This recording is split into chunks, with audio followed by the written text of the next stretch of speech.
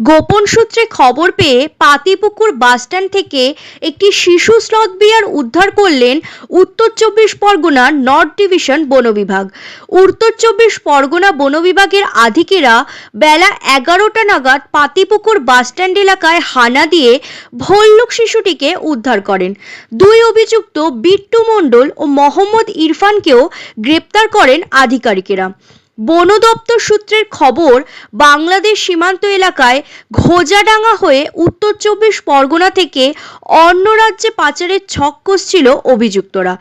এর মধ্যে দুই অভিযুক্তকে আজ বারাসাত আদালতে হাজির করা হয়েছে।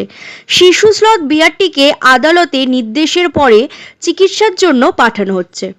ভল্লুক উদ্ধার সম্পর্কে সাংবাদিকদের উত্তর চব্বিশ পরগনা নর্থ জোনের ডিএফও অভিজিৎ কর কি জানালেন, আসুন জেনে নেওয়া যাক। ইনফরমেশন ছিল আর কি, কাল থেকে আমরা এই ইনফরমেশনটা পেয়েছিলাম যে আমাদের একটা স্লথ বিয়ার আর কি, জুভেনাইল বাচ্চা আর কি, জুভেনাইল স্লথ বিয়ার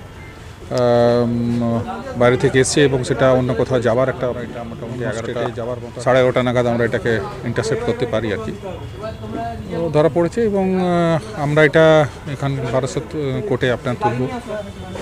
এটা আসামি সহ ধরা পড়েছে, তো তারপর এটা কোর্টের নির্দেশ অনুযায়ী আমরা এর সেফ কাস্টডির জন্য হয়তো আমরা পাশাপাশি যেখানে আলিপুর জু বা এখানে কোথাও সম্ভবত আমি একদমই এখনই বলতে পারবো না, যেহেতু একদম প্রিলিমিনারি স্টেজে আছে ইনকোয়ারিটা।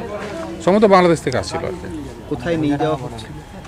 নিয়ে যাওয়ার কোনো অ্যাকচুয়াল ঠিকানা ছিল না, হয়তো এখানে এটা নিয়ে এসে বার্গেনিং হচ্ছিল আর কি, যেখানে সম্ভবত হয়তো চেন্নাই বা ওইসব বা অন্য কোথাও হয়তো নিয়ে যাওয়ার মতো অবস্থা তৈরি হচ্ছিল আর কি।